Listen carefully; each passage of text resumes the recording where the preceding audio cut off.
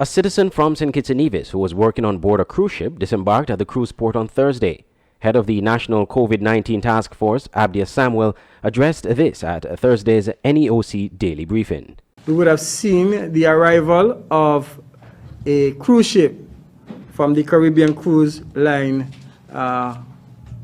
business, and it was the Vision of the Seas.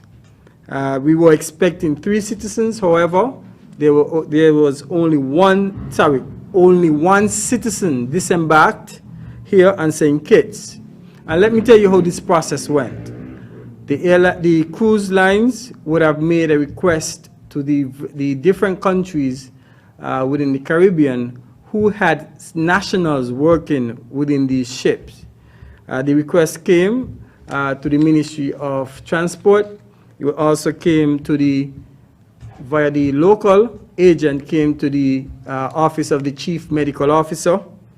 The Chief Medical Officer, along with the ministry, brought it to the attention of the task force. The task force would have met, and we would have given the recommendation to the cabinet as per the operational means in which we wanted the disembarkation of the national.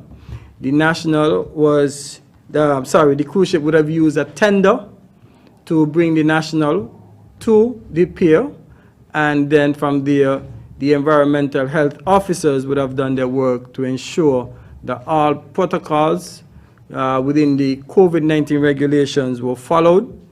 The citizens were then taken to the government quarantine facility where they are currently located.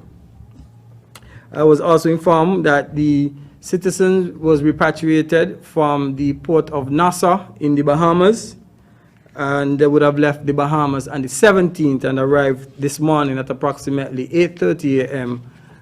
In the waters of St. Kitts and Nevis. Meanwhile, Mr. Samuel gave information on the repatriation flights that have left the RLB International Airport recently.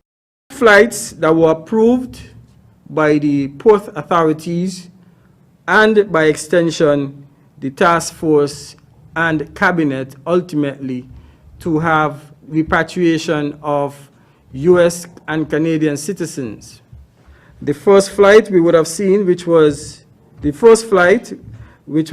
managed by QuyanJet, and I want to thank Mr. Lewis for the excellent job that he does in ensuring that all the regulations are followed. We had this morning 2 U.S. citizens and 2 Canadian citizens that would have departed at about 11:52 a.m. to Fort Lauderdale, Florida.